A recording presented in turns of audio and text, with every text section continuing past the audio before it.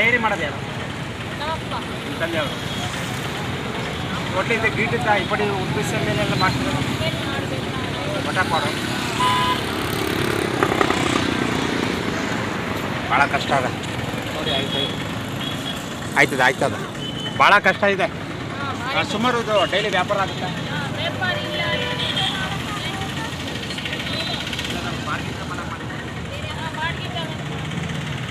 ನಿಮ್ಮ ಯಜಮಾನ ಏನು ಕೆಲಸ ಮಾಡೋದು? ಇದೇ ಕೆಲಸ. ಒಳ್ಳೆಯದಾಗಿ. ಅಮ್ಮ ನಮಸ್ಕಾರ. ಇದು ಈ ಥರ ಎಲ್ಲ ತಯಾರಿ ಮಾಡ್ತೀರಲ್ಲ ಡೈಲಿ, ಇದನ್ನು ಈ ಥರ ಮೊಣಚಾಗಿ ಈ ಥರ ಚೂಪಾಗಿ ಮಾಡ್ತೀರಲ್ಲ, ಇದು ಯಾರು ಮಾಡೋದು? ಹಾಂ, ನಿಮ್ಮ ಯಜಮಾನ್ರ? ನಿಮ್ಮ ತಂದೆಯವರು? ಹಾಂ, ಇದು ಮಾಡೋಕ್ಕೆ ಚೂಪ್ ಮಾಡೋದು. ಹೌದು. ಹಾಂ, ಸುಮಾರು ಬೆಳಿಗ್ಗೆಯಿಂದ ಸಂಜೆ ಗಂಟೆ ಎಷ್ಟು ವ್ಯಾಪಾರ ಆಗುತ್ತೆ? ಒಂದು 2,000 ಒಳ್ಳೆ ಗೀಟಿದ್ದೆ ನಿಮಗೆ ನೋಡಿ. ಈ ಬಾಡಿ ಉಪ್ಪಿಸಲಿದೆ ಬಟ್ಟಪಾಡು ಮಾಡಲೇಬೇಕು. ನಿಮ್ಮ ಮಗನ ನಿನ್ನ ಹೆಸರೇನಪ್ಪ? ಹಾಂ, ಕರಣ್. ನಿಮ್ಮ ಹೆಸರು ಪೂಜಾ. ಆಯಿತು. ಇದನ್ನು ಸ್ವಲ್ಪ ಇದೆಲ್ಲ ಎಷ್ಟು ದಿನ ಆಯ್ತಿದೆ ಬಂದು?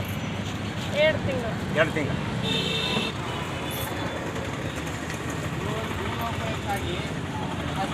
ಇಲ್ಲಿ ಬಂದಿದ್ದಾರೆ.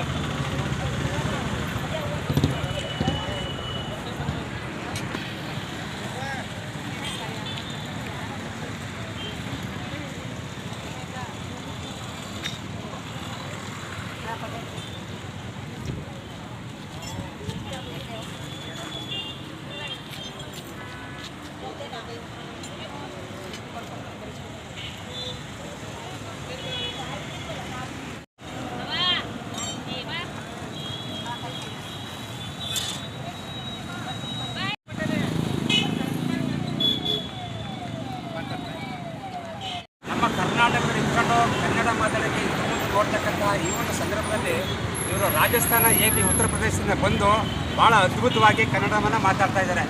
ನಿಜವಾಗ್ಲೂ ಕೂಡ ನಾವು ನಮ್ಮ ಕರ್ನಾಟಕದಲ್ಲಿ ಹೆಮ್ಮೆ ಪಡಬೇಕಾಗಿರ್ತಕ್ಕಂಥ ವಿಚಾರ.